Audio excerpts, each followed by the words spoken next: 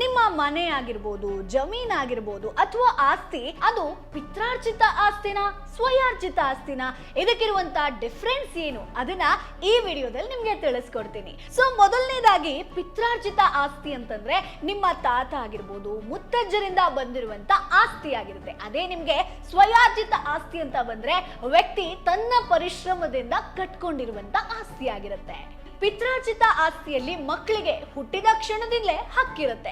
ಅದೇ ಸ್ವಯಾರ್ಜಿತ ಆಸ್ತಿಯಲ್ಲಿ ಹಕ್ಕು ಮಾಲೀಕನು ಕೊಟ್ಟಾಗ ಮಾತ್ರ, ಅಂದ್ರೆ ಆತ ಯಾರಿಗೆ ಕೊಡ್ತಾನೋ ಅವ್ರಿಗೆ ಮಾತ್ರ ಸಿಗುವಂಥದ್ದು.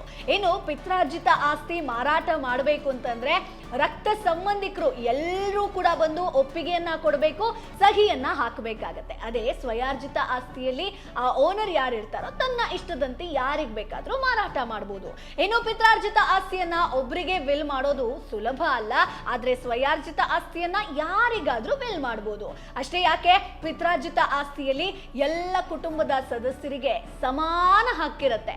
ಸ್ವಯಾರ್ಜಿತ ಆಸ್ತಿಯಲ್ಲಿ ಮಾಲೀಕನ ನಿರ್ಧಾರ ಇಲ್ಲಿ ಇಂಪಾರ್ಟೆಂಟ್ ಆಗಿರುತ್ತೆ, ಯಾರಿಗೆ ಹಕ್ಕು ಸಿಗಬೇಕು ಅನ್ನುವಂಥದ್ದು. ಸೊ ಸರಳವಾಗಿ ಹೇಳಬೇಕು ಅಂತಂದ್ರೆ ಪಿತ್ರಾರ್ಜಿತ ಆಸ್ತಿ ಅಂತಂದ್ರೆ ಅದು ಕುಟುಂಬದ ಆಸ್ತಿ ಆಗಿರುತ್ತೆ.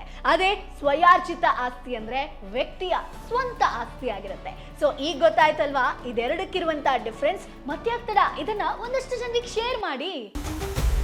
Boss Vala, B the boss.